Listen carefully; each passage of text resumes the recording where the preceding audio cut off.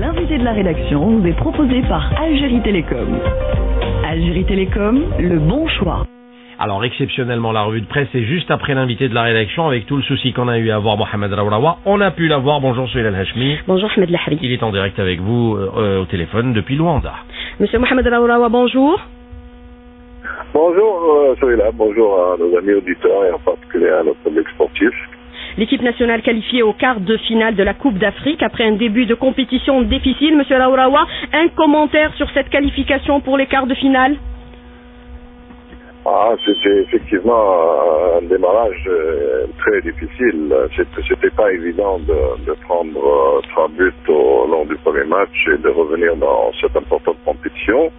Mais cela est fait, cela prouve que ce groupe est fort mentalement et que psychologiquement il y a un travail parfait qui est fait par le staff et par l'environnement qui est autour de l'équipe nationale. Mais au-delà de tout ça, il faut souligner la qualité de cette équipe, de ces joueurs qui sont des vrais professionnels. On aura remarqué sur la seconde mi-temps, Monsieur Raouraoua, du match contre l'Angola que les deux équipes ont refusé de se livrer. Pour les puristes, l'éthique sportive a été oubliée. Et pour nous, le nul suffisait pour être qualifié. C'était ça le plus important? L'éthique sportive a toujours été respectée, je suis pas d'accord avec vous. Quand on joue un match de qualification dans une compétition aussi prestigieuse que la CAN, le plus important est de sortir du groupe.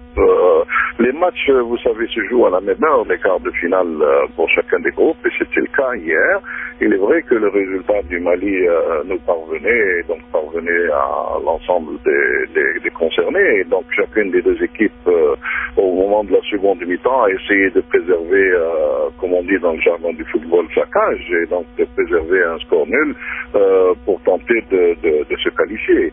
Le plus important, c'est que ce qu'il faut retenir de ce match, c'est que l'équipe d'Algérie a fait une excellente première mi-temps. Elle a apparu avec un visage complètement nouveau, qui était basé sur un jeu collectif de qualité et une présence sur l'ensemble des compartiments du terrain. Et dans la deuxième mi-temps aussi, il y a eu quelques essais pour aller vers la cage, vers les buts de l'Angola, mais les Angolais, eux aussi, se sont mis à 8 derrière, vous l'avez bien vu, et il fallait jouer de la même manière et préserver la qualification, et c'était le plus important, c'est chose faite.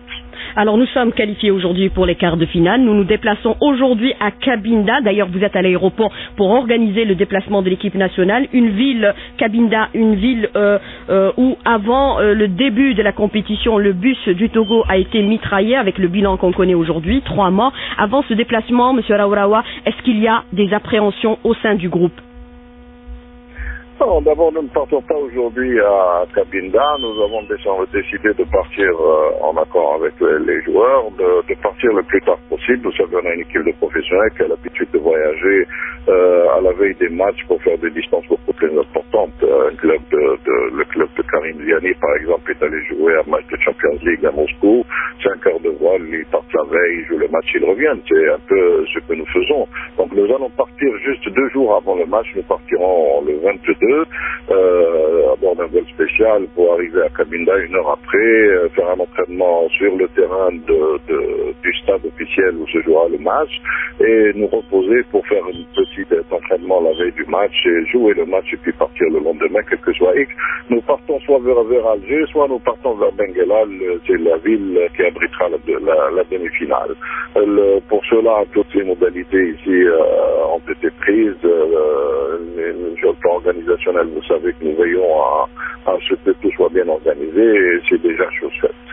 Alors toutes les dispositions... Pour parler, apparemment, par votre question, vous voulez toucher à l'aspect de la sécurité. Justement, Monsieur Raouraoua, c'est ça. Je peux vous rassurer, je peux vous rassurer que toutes les dispositions ont été prises par l'État angolais pour sécuriser tout le périmètre tout stérile de la CAN. Moi-même, j'ai été une dizaine de fois dans cette ville pour avoir été le responsable de l'inspection de la CAF pour l'organisation de cette Coupe d'Afrique des Nations. Il n'y a aucun problème dans le périmètre où se déroule la CAN, c'est-à-dire les stades, les lieux d'hébergement, etc. L'incident tragique et très regrettable qui est arrivé à nos amis et frères du Togo s'est déroulé près de la frontière, donc très très loin de la ville de Cabinda. Et notre équipe et nous-mêmes ne risquons absolument rien du tout. Bien sûr, il n'y a pas de système de sécurité étant revanche, on va en souvenir le 11 septembre.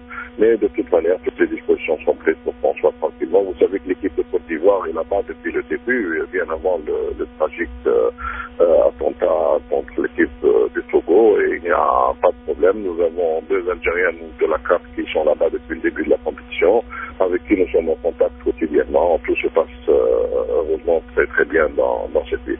Mais justement, M. Araourawa, un commentaire. Vous êtes président de la FAF et en même temps membre de l'exécutif de la CAF. Question, j'interpelle bien sûr sur cette question le membre de la CAF, le secrétaire général de la FIFA a déclaré que le drame de Cabinda aurait pu être évité. La FIFA avait averti bien avant le début de la compétition qu'il y avait des risques sur cette région. Pourquoi la CAF, selon vous, n'a pas tenu compte des mises en garde de la FIFA? C'est complètement faux, il n'y a jamais eu de mise en garde de la FIFA, et la FIFA n'est pas un appareil de détection sécuritaire. La FIFA a bien organisé la Coupe du Monde des U20 au Nigeria, où il s'est passé de tragiques incidents dans le nord avant l'inauguration de cette importante compétition mondiale pour les jeunes. Cela est complètement faux, c'est une fausse information, jamais la CAF n'a été prévenue. De toute manière, la FIFA n'est pas ce qu'on appelle dans leur système un warning system, donc un système qui appelle au danger. Ils n'ont même pas les moyens de le savoir.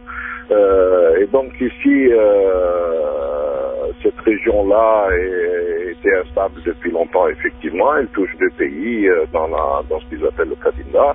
Et nous savons ce qui se passe dans le nord du Congo démocratique depuis longtemps. Mais pour ce qui concerne l'organisation de la CAN elle-même, toutes ces dispositions ont été prises bien longtemps à l'avance pour sécuriser l'ensemble des sites où se déroule cette compétition. Et puis de toute manière, comme je vous disais, quelles que soient les dispositions prises aujourd'hui dans le monde entier, il faut juste vous rappeler vos souvenirs du 11 septembre et les attentats de New York pour dire qu'il n'y a pas de système étanche de sécurité. Oui, mais justement, M. Araourawa, maintenant qu'on est en quart de finale, si vous aviez à choisir entre le Burkina et la Côte d'Ivoire, quelle serait votre préférence, M. Araourawa?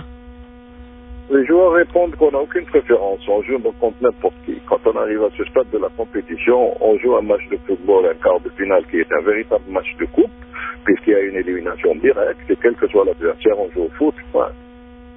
Mais pensez-vous, dans l'état actuel des choses, que l'équipe nationale va aller très loin dans cette compétition?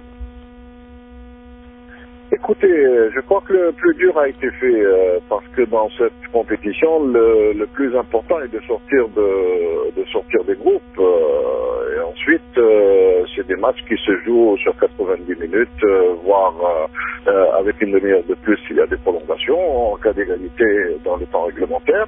Et c'est à celui qui a le plus de réussite ce jour-là. Et sachez qu'il n'y a plus de grandes équipes et de petites équipes et de moyennes équipes. Toutes les équipes qui sont là dans la Coupe d'Afrique, les 16 qualifiés sont des équipes qui se valent. On peut se distinguer l'une de l'autre à travers des individualités qui sont des stars dans le football européen ou dans le football mondial. Au-delà de tout ça, c'est la valeur des équipes collectives et aussi la valeur intrinsèque aussi des stars techniques qui arrivent à mettre en place des dispositifs et des schémas technico-tactiques qui arrivent à prendre le dessus. Ouais. Mais est-ce que les joueurs sont dans de bonnes conditions physiques pour franchir le cap des demi-finales et aller peut-être à la finale? C'est ce qu'on souhaite, nous aussi, M. Araourawa. Les joueurs, vous avez remarqué qu'ils étaient dans une excellente condition physique, ils étaient même dans une bonne fraîcheur physique. Et contrairement à ce qui s'est dit ici et là, certains ont critiqué les choix de Saddam sur le lieu du stage de regroupement qui était dans le sud de la France. Le résultat lui a donné raison, le temps lui a donné raison. Aujourd'hui, nos joueurs sont frais, sont bien sur pied.